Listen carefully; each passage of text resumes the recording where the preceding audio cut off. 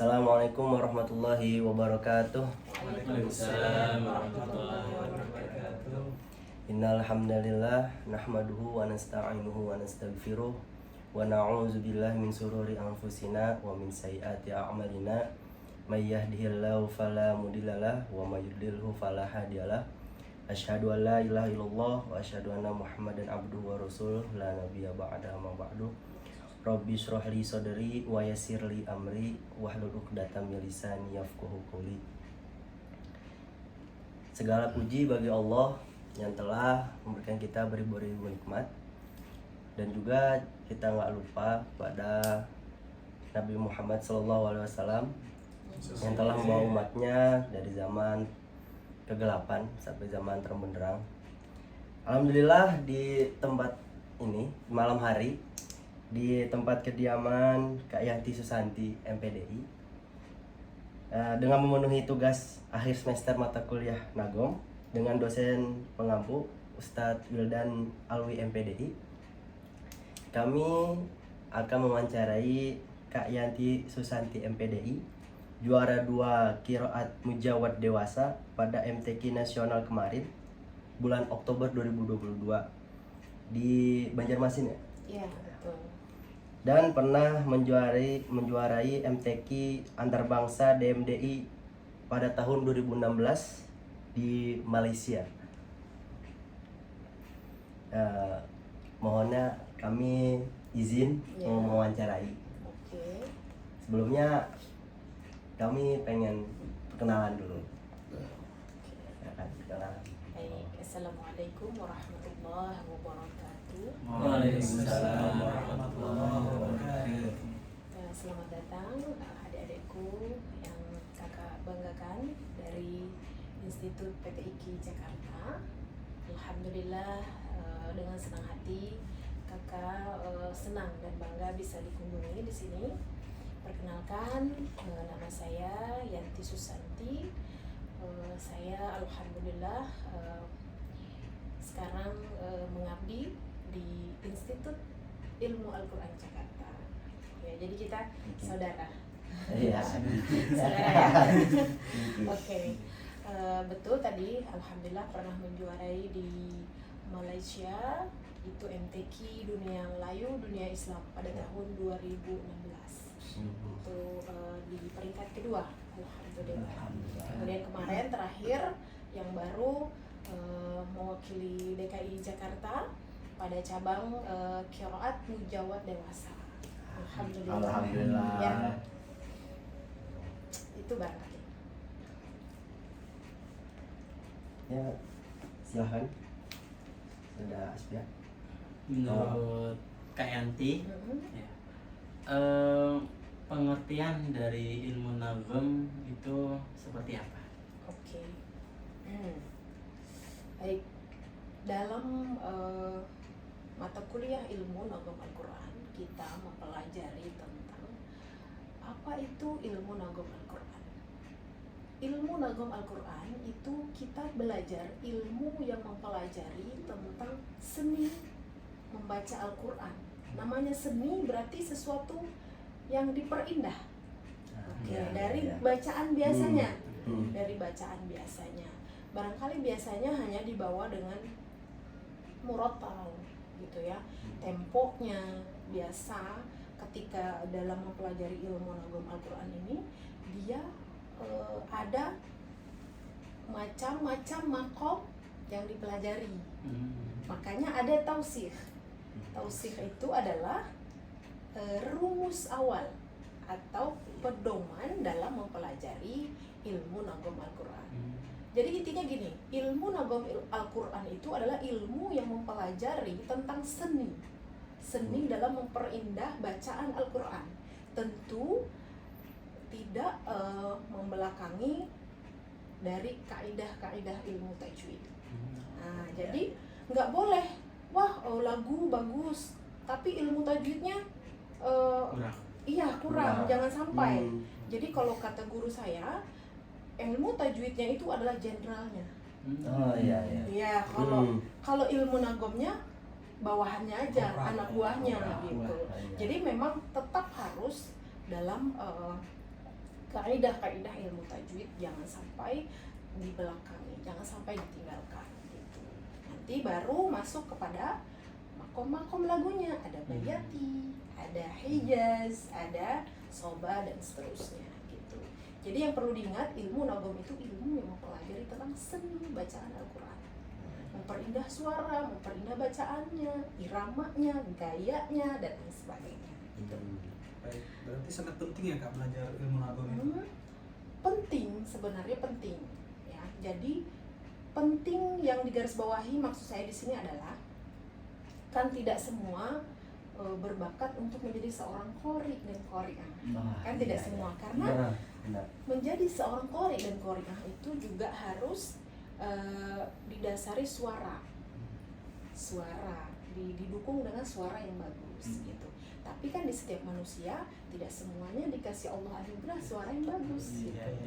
Nah, penting di sini maksud saya adalah keilmuannya. Barangkali nanti, maaf, adik siapa namanya? Nizar misalnya 10 tahun yang akan datang menjadi seorang gubernur. Amin. Nah, terus kepala desanya misalnya membuat acara Hari Besar Islam. Hari Besar Islam ada berbagai macam lomba, misalnya lomba tilawah, salah satunya ini lomba tilawah Al-Quran yang berkaitan dengan nagom Al-Quran. Nizar harus paham bagaimana cara menghargai ahlul Quran gitu. Misalnya nanti langsung gubernurnya langsung diminta jadi dewan hakim misal gitu kan. Nizar sudah tahu keilmuannya gitu. Keilmuannya ilmu nagom itu seperti ini. Terutama yang paling penting adalah ketika adik-adik nanti terjun ke masyarakat. Terjun ke masyarakat dibutuhkan bagaimana ilmu nagom itu apa gitu. Jadi sudah tahu ilmunya, atau barangkali nanti jadi pendidik gitu, bisa meneruskan kembali ilmunya gitu. Jadi dewan hakim gitu, penilai, ya kan? Iya. Kan ini calon-calon pendidik semua. Amin ya Allah. Itu pentingnya di situ. Jadi selain mengembangkan diri yang berbakat, yang terpenting itu adalah keilmuannya. Artinya kalau belajar ilmu nagom itu tidak mesti harus bersuara bagus gitu kayaknya. Ya. Suara pas-pasan. Jangan pas-pasan. Sebenarnya suara manusia itu sudah Allah berikan semuanya bagus. Hanya saja ada yang indah, gitu, macam-macam jenisnya, gitu. Jadi diingat, jangan belajar nagom.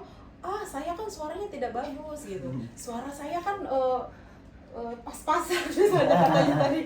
Jangan berpikiran seperti itu. Jadi lebih ininya yang diperhatikan keilmuannya.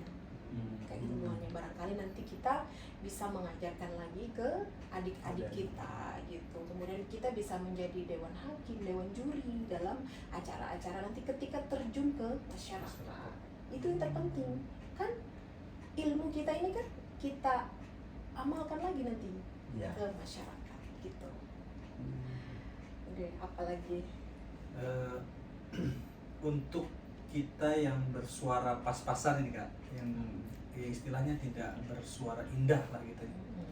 Apakah ada treatment atau sesuatu yang triknya? Ya trik lah buat kita yang pemula lah belajar ilmu nagom ini. Oke, begini. Untuk memperindah suara tentu didukung dengan berbagai macam teknik, terutama nafasnya diatur supaya pembawaan bacaan Al-Qur'annya tertib gitu. Karena sesuatu yang indah itu kan karena benar gitu, dibawakan dengan baik seperti itu. Jadi yang penting belajar dari awalnya tadi, dasarnya, tausihnya, rumusnya tadi, patokannya di situ. Nanti baru diaplikasikan. Misalnya kalau di makom bayati ya, badatu bismillah, kita aplikasikan ke ayat Al-Quran. Bismillahirrahmanirrahim. Allah. aplikasinya, Ya. bagaimana Kak cara mengaplikasikan tausi itu ke ayat? Dipelajari, dikuasai tausihnya. Tausi. Jadi supaya bisa mengaplikasikan ke ayat Al-Quran.